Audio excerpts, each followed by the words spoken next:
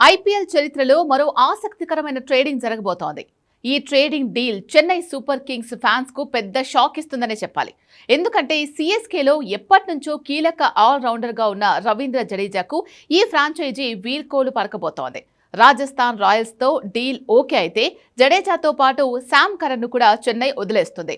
గత కొన్ని రోజులుగా సంజు శాంసన్ రాజస్థాన్ రాయల్స్ ఫ్రాంచైజీని వీడబోతున్నట్లు వార్తలొస్తున్నాయి. ఆ వార్తలు నిజమయ్యే దిశగా అడుగులు పడుతున్నాయి. వచ్చే సీజన్ నుంచి సంజు చెన్నై సూపర్ కింగ్స్ కు ఆడబోతున్నారు. మినీ వేలానికి ముందు దీనికి సంబంధించిన ట్రేడింగ్ ప్రక్రియ తుది దశకు చేరుకుంది. రెండు ఫ్రాంచైజీల మధ్య చర్చలు దాదాపుగా పూర్తయినట్టు సమాచారం. సంజుకు బదులుగా Chennai franchise Ravindra Jadeja, Sam Curran ను ఇవ్వనున్నట్లు తెలుస్తోంది. దీనిపై అధికారిక ప్రకటనే మిగిలి ఉంది. అయితే ప్లేయర్స్ నిర్ణయం కూడా తెలియాల్సి ఉంది. ఈ డీల్ జరిగితే నిజంగానే పెద్ద సంచలనంగా మారనుంది. ఎందుకంటే జడేజా చెన్నైకి, సంజు రాజస్థాన్ కు సుదీర్ఘకాలంగా ఆడుతున్నారు.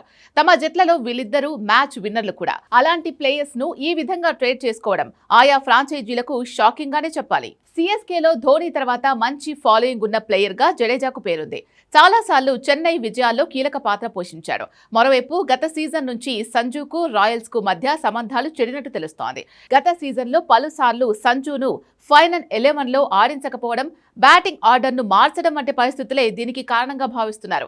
ఈ కారణంగానే తన పాత ఫ్రాంచైజీకి సంజు గుడ్ బై చెప్పాలని నిర్ణయించుకున్నట్లు ఇంతకు ముందే వార్తలొచ్చాయి. ఇప్పుడు అదే నిజమవుతూ ట్రేడింగ్ చర్చలు జరుగుతున్నట్లు తెలుస్తోంది. కాగా గత సీజన్ కు ముందు చెన్నై 18 కోట్లతో జడేజాను, రాజస్థాన్ రాయల్స్ 18 కోట్లతో సంజు శాంసన్ ను రిటైన్ చేసుకున్నాయి. చెన్నై జట్టులోకి సంజు వెళ్తే ఆ ఫ్రాంచైజీ తరపున ఆడనుండడం అదే తొలిసారి అవుతుంది. మరోవైపు ఐపీఎల్ ఆరంభ సీజన్లో రాజస్థాన్ ఛాంపియన్స్ గా నిలిచినప్పుడు జడేజా అదే ఫ్రాంచైజీలో ఉన్నారు.